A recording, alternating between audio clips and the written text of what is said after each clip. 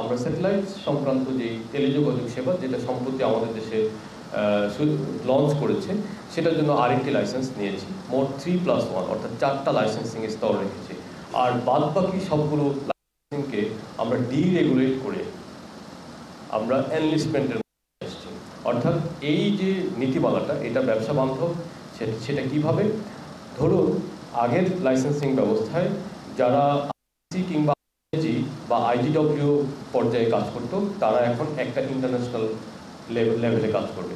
অর্থাৎ সেখানে যারা আইটিসি করতো তারা এখন আইআইটি করতে পারবে, আইআইটি যারা করতো তারা আইটিসি করতে পারবে, যারা আইজিডব্লিউ করতো তারাও এই সবগুলো সেবা দিতে পারবে। অর্থাৎ আমরা এই ক্যাটাগরিটাকে বড় করে সেখানে প্রতিযোগিতার একটা পরিবেশ তৈরি করেছি।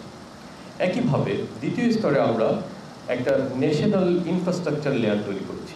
অর্থাৎ এই স্তরে অবকাঠামোগত যারা বিনিয়োগ করবে, যেমন ধরুন ফাইবার নেটওয়ার্ক, দেশব্যাপী যে ফাইবার নেটওয়ার্কটা আছে, যেমন ধরুন টাওয়ার ব্যবসা সেটা আছে, যেমন ধরুন ডেটা সেন্টার ইত্যাদি আছে। তো এর মধ্যে আমরা দুইটা ক্যাটাগরি রেখেছি, একটা হচ্ছে টাওয়ার লাইসেন্স এবং আপনার ফাইবার লাইসেন্স।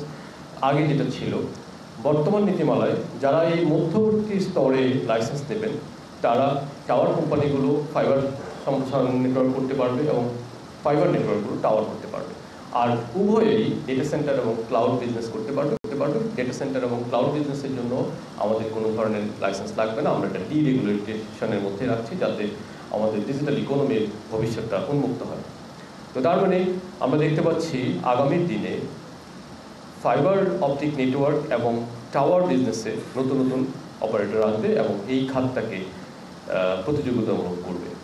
একইভাবে পুরনো পলিসিতে কিছু নতুন টেকনোলজিকে আনা যাচ্ছিল না, এই প্রযুক্তিগুলোকে আনলক করার চেষ্টা করা হয়েছে নতুন পলিসিতে। যেমন ধরুন MVNO, আপনারা যারা বিদেশে যান তারা দেখবেন যে কয়েক ডজন সেলুলার মোবাইল সেবাদাতা কোম্পানি থাকে, কিন্তু বাংলাদেশে মাত্র 4টি আছে।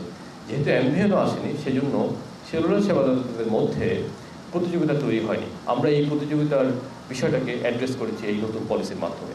একই সাথে private 5G, voice over wifi কিংবা ওয়াইফাই 6, ওয়াইফাই 7 মতো প্রযুক্তিগুলো এই লাইসেন্সের হাত ধরে আসতে পারবে। আমরা মনে করি যে নতুন 3টা স্তর, এই স্তরের মধ্যে আগের চেয়ে অনেক বেশি প্রতিযোগিতা হবে এবং এই প্রতিযোগিতার মাধ্যমে আমাদের গ্রাহকরা ভয়েস কল এবং ইন্টারনেট, মোবাইল ইন্টারনেট কিংবা ব্রডব্যান্ড ইন্টারনেটের প্রতিযোগিতার মাধ্যমে কম মূল্যে সেবা পাবে। আমরা এই পলিসিতে দ্বিতীয় যে বিষয়টি অ্যাড্রেস করছি সেটাকে আমরা বলছি সেবা মান, অর্থাৎ কোয়ালিটি অফ সার্ভিস। আমরা কিছুদিন আগে একটা নতুন কোয়ালিটি অফ সার্ভিসের নীতিমালা প্রকাশ করেছি।